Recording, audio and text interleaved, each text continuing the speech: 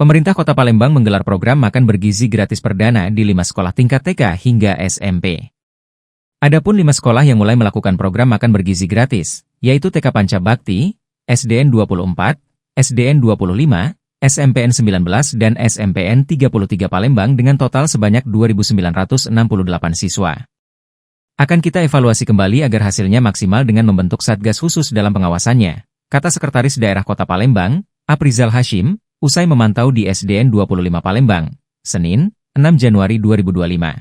Ya, program makan bergizi gratis alhamdulillah untuk di Sumatera Selatan ini, Kota Palembang ini duluan pada hari ini.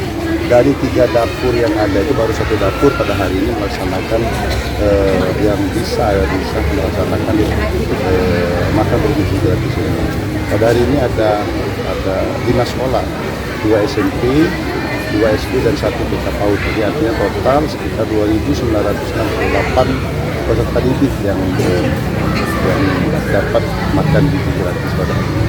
Ya, karena memang WHO-nya kan dari sisi gizi, ahli gizi dan lain sebagainya kan juga yang bergerak ini dari SBPT ya Pak, jadi ahli gizi yang melihat catering masa itu. Anggarannya dari pusat ini, dari pusat dari 10.000. Jadi untuk TK dan SD 6.000 plus 5.000 Pak, kalau untuk SMP 10.000 plus 5.000. Aprizal menjelaskan, program makan bergizi gratis ini murni menggunakan dana pusat melalui Badan Gizi Nasional. Sasarannya tak hanya peserta didik, tapi juga anak-anak dan ibu menyusui di sekitarnya, tambah Aprizal. Aprizal berharap melalui program makan bergizi gratis dapat membantu UMKM di bidang kuliner dengan menjalin kerjasama untuk menyediakan makanannya. Kita berharap dapat bekerja sama dengan UMKM maupun Forkopimda lainnya agar hasilnya lebih maksimal, imbuh Aprizal.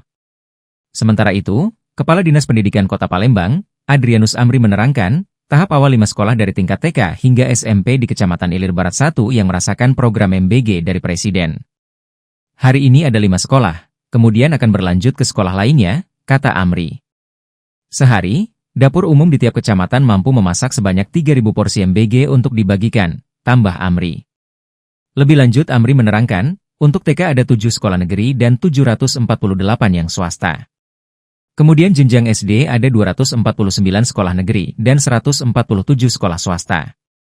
Serta ada 61 SMP negeri dan 155 SMP swasta dengan total peserta didik lebih dari 260-an ribu orang.